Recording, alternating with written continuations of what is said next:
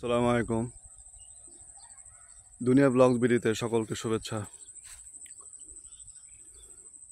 নতুন ধান হচ্ছে, এখানে আরেকটা ধানের বীজ লাগানো হচ্ছে। এটাকে আলি বলে, বিছুন বলে, যেটাই বলে আলি বলে। তারপর কেমন আছে বাংলাদেশের মানুষ? যতভাবে মানুষ মারা যাচ্ছে, সাধারণ যতভাবেই মানুষ মারা যাবে, এতে অবাক হওয়ার কিছু নাই।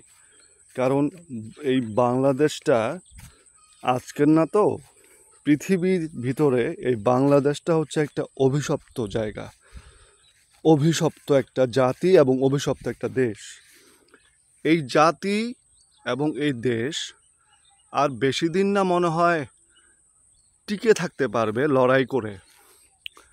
লড়াই তো আর কম করলো না বেহায়া, নির্লজ্জ, বেহায়া, চুতিয়া বাঙালি জাতি। লড়াই করে স্বাধীনতা আনে, স্বাধীন দেশ অমুকের কাছ থেকে ছুটায়ে তমুকের কাছ থেকে ছিনায় নিয়ে যেভাবে খুশি সেভাবে ওই তাদের স্বার্থ সিদ্ধির করার জন্য একটা সুযোগে তারা মসনদে বসে গেছে। যে বা যারা বসছে বা বসবে, একদল যাবে, আরেক দল আসবে, একদল খাবে, আরেক দল চেয়ে চেয়ে দেখবে। তারপর তারা চলে গেলে আবার সেটাকে সেই ঘটনার পুনরাবৃত্তি ঘটতেই থাকবে। তো এই বাংলাদেশ নামক যে দেশটা, এটা একটা চুতিয়া দেশ।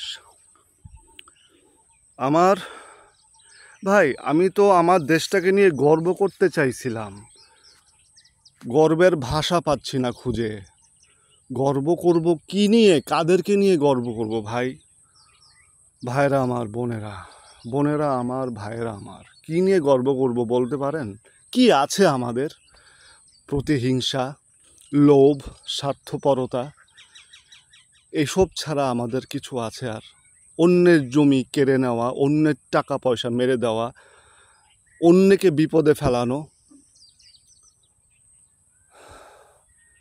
আমার এই ক্ষেতটার কাছে আসলে আমার কলিজাটায় কামড় মারে। ভালো একটা ক্ষেত করতে পারতাম, যে ক্ষেতটা এখন টাকার কারণে করতে পারছি না। আর টাকাগুলো আমার রক্তের আত্মীয়রা মেরে দিছে।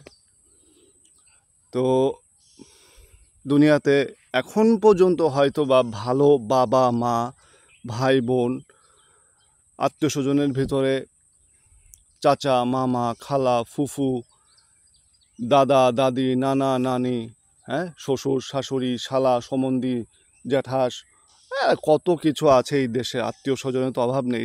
এদের ভিতরে এখনো কিছু ভালো মানুষ হয়তো বা আছে বিধায় এখনো খেয়ে পড়ে কিছুটা বাঙালি চলছে। এটাও চলতে পারবে না, থেমে যাবে, সব কিছু থেমে যাবে এই দেশের। দেখতে পাবেন সবাই। ধৈর্য ধরুন মরার জন্যে।